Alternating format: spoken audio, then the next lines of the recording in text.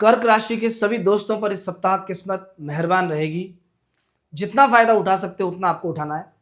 अभी एक नहीं, अनेक ऐसे योग बन रहे हैं कि जो एक के बाद एक आपको फायदा देने को तैयार है। आपको बस करना क्या है, भाग्य और कर्म का मेल साथ में मिलाना है। किस्मत साथ है, मेहनत थोड़ी सी कर लो, फिर देखना कैसे आपको एक के बाद एक सफलता मिलेगी, एक के बाद एक बहुत सारी चीजें मिलेंगी। इस सप्ताह में हो सकता है आपको एक नहीं बहुत सारी खुशखबरियां मिले। तो आइए देखते हैं क्या क्या ऐसा होने वाला है, क्या क्या आपको मिलने वाला है। लेकिन उससे पहले अगर आपने चैनल को अभी तक सब्सक्राइब नहीं किया है तो कर लीजिए, जिससे आगे भी हम जुड़े रहें। तो सबसे पहले आपकी खुद की राशि में, कर्क राशि के सभी लोगों की राशि में बृहस्पति विराजमान है। और आपकी राशि में बृहस्पति होने का अर्थ है शरीर स्वस्थ रहना, मन प्रसन्न रहना और कहीं ना कहीं मान सम्मान का बढ़ना। इस समय डिसीजन मेकिंग बहुत अच्छा रहेगा। बृहस्पति नैसर्गिक रूप से पद प्रतिष्ठा के और धन के कारक ग्रह हैं। आपके द्वारा लिए गए सभी डिसीजंस एक के बाद एक अच्छे होते जाएंगे। आप जो भी सोचेंगे, आपने सोचा मुझे कुछ नया स्टार्ट करना है, तो ऐसा मान के चलना कि बस वो काम अच्छा आपके लिए जाएगा। जो भी आप विचार करोगे उसका फाइनल रिजल्ट आपके सामने बढ़िया आने वाला है।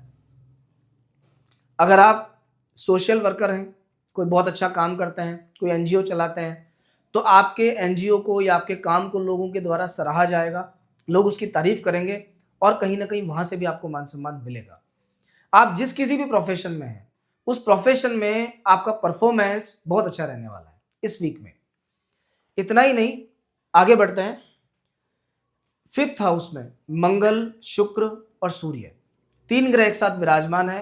पांचवा घर होता है आकस्मिक धन लाभ का। सडन जब कुछ हमारे साथ अच्छा होता है, जीवन में जब अचानक पैसा आता है, कहीं से फायदा मिलता है, या शेयर मार्केट में अचानक से कुछ बड़ा चेंज आ गया, कुछ आपको मिल गया, तो मान के चलिए कि आपका पांचवा घर अभी एक्टिवेट है। ये वही टाइम है, अभी आपका फिफ्थ हाउस एक्टिवेट है। फिफ्थ हाउस में मंगल स्व राशि में विराजमान है।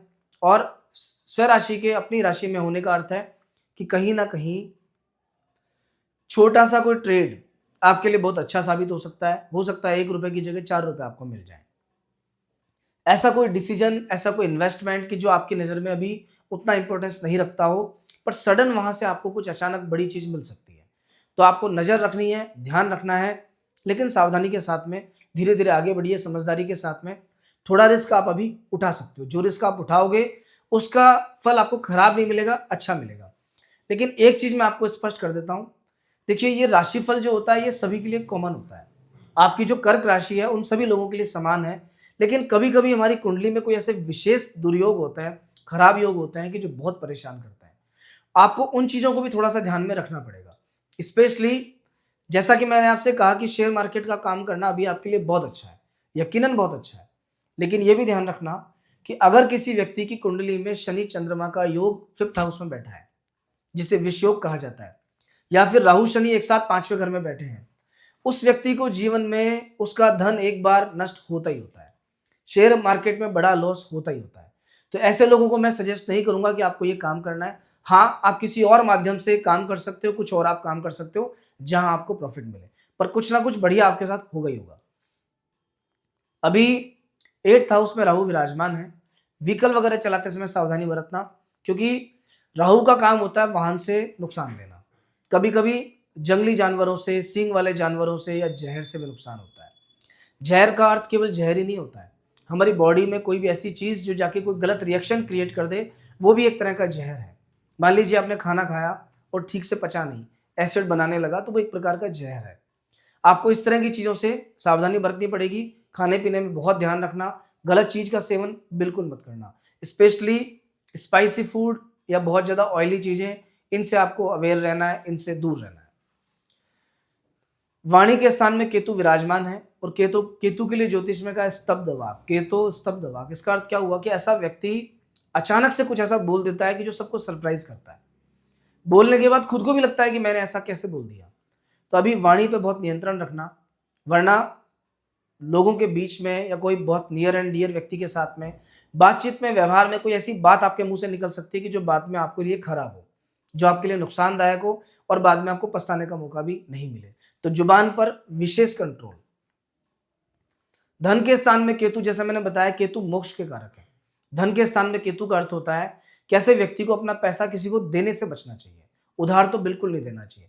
तो अभी आप व्यापार में कहीं लगा सकते हो, खुद के हाथ से इन्वेस्टमेंट कर सकते हो, लेकिन भूल कर भी किसी को पैसा उधार नहीं देना है। अगर उधार दे दिया तो नुकसान होना तय है। दोस्तों, शनिदेव आपके भाग्य स्थान में चल रहे हैं और शनि की तीसरी दृष्टि लाभ स्थान पर है, सप्तम दृष्टि आपके थर्ड हाउस पर है और एक सिक्स्थ हाउस पर है। तो कहीं ना कहीं ये जो समय थोड़ा सा आपकी प्रोग्रेस को स्लो करता है।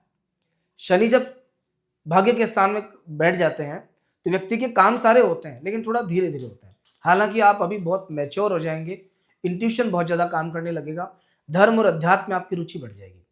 आपका मन करेगा मैं किसी मंदिर में जाऊं, कोई पूजा पाठ करूं, कोई चैरिटी करूं, कुछ अच्छा करूं। ये सब ग्रहों का प्रभाव है और कुछ नहीं है। तो जितने भी अच्छे काम हैं जिनको करने के लिए आपका मन करता है, तुरंत कर दीजिए, शनिदेव का पॉजिटिव फल आपको मिलेगा। इस वीक की अगर हम बात करें कि ये वीक कैसा है, दिन कैसे हैं, 7 दिन आपके लिए, तो देखिए सप्ताह की शुरुआत भाग्य के दृष्टिकोण से अच्छी है, लेकिन थोड़ा सा स्ट्रेस आपको रहेगा। किसी चीज को लेकर आप टेंशन में रहेंगे, पुरानी कोई चीज आपको परेशान कर सकती है, तो यहाँ आपको सावधानी बरतनी है। 1 तारीख का दिन थोड़ा उदासीन है, थोड़ा स्ट्रेस वाला दिन है। इस दिन थोड़ा सा टेंशन आ सकती है, कोई पुरानी चीज आपको परेशान कर सकती है। 2 तारीख और 3 तारीख ये 2 दिन आपके काम काज के लिए बहुत बढ़िया है। आप अगर नौकरी करते हो तो कहीं ना कहीं नौकरी में सफलता मिलेगी, एप्रिसिएशन मिलेगा, ग्रोथ मिलेगी। अगर आप व्यापारी हैं तो कुछ ऐसे काम होंगे, कुछ ऐसा व्यापार होगा, कुछ ऐसे ट्रेड होंगे या जो डेली का जो प्रॉफिट होने वाला है, सेल होने वाली, वो बहुत अच्छी रहेगी आपके लिए। 4 तारीख और 5 तारीख ये इस पूरे सप्ताह में सबसे अच्छी है। 4 तारीख और 5 तारीख के दिन उच्च राशि के चंद्रमा लाभ के स्थान में विराजमान है। इस दिन जो भी ट्रेड आप करेंगे, जो लेन देन आप करेंगे, जो कुछ काम आप करेंगे, वो काम आपको मल्टीपल होके मिलेगा। इस दिन किया गया इन्वेस्टमेंट, अगर आप कोई जमीन, मकान, प्रॉपर्टी खरीद रहे हैं और ले ली है या लेने वाले हैं, तो कोशिश करो कि 4 तारीख या 5 तारीख को उसकी रजिस्ट्री करवाओ। इन 2 दिनों में, क्योंकि मुहूर्त शास्त्र का बहुत बड़ा इफेक्ट होता है। इन 2 दिनों में अगर आपके हाथ में कोई चीज आएगी तो अनेक गुना हो जाएगी, कई गुना होकर आपके सामने वापस फ्यूचर में आएगी। तो 4 और 5 तारीख का दिन बहुत अच्छा है। विशेष तौर पर अगर आप व्यापारी हैं और आप कॉस्मेटिक्स का काम करते हैं, प्लास्टिक का काम करते हैं, ट्रेवल का काम करते हैं, टूरिज्म का काम करते हैं, हैंडीक्राफ्ट का काम कर सकते हैं, तो इस तरह के सभी व्यापारियों के लिए ये सप्ताह के 4 और 5 ये 2 दिन बहुत ही खास रहने वाले हैं। 6 तारीख और 7 तारीख खर्चा रहेगा, टेंशन रहेगी, परेशान रहोगे, डिसीजन उतना अच्छा नहीं रहेगा, मन बेचैन रहेगा। मॉर्निंग से ही आपको ऐसा लगेगा जैसे कुछ नेगेटिव थॉट्स हैं, कुछ गलत नहीं हो जाए, डर भय चिंता ऐसा हो सकता है। और कहीं अगर आपकी कुंडली में चंद्रमा 8th हाउस में या 12th हाउस में विराजमान है तो ये दिन आपका स्ट्रेस और टेंशन, डिप्रेशन में भी जा सकता है। जिन लोगों की जन्म पत्रिका में क्षीण चंद्रमा है, अमावस के नजदीक उनका जन्म है या चंद्र ग्रहण योग बनता है, उनको इन 2 दिनों में बहुत सावधानी बरतनी है, स्ट्रेस से दूर रहना है, जल्दी सो जाना, लेट नाइट नहीं जगना, वरना उसका इफेक्ट आपके हेल्थ पे पूरे तरीके से आएगा। तो दोस्तों, ओवरऑल ये आपके 7 दिन कैसे जाएंगे हमने आपको बताया। और एक बार फिर से आपसे रिक्वेस्ट है, अगर आपने चैनल को अभी तक फॉलो नहीं किया है, सब्सक्राइब नहीं किया तो कर लीजिए। नेक्स्ट वीक फिर मिलेंगे नए राशिफल के साथ में, नए तरीके से। जय श्री राम।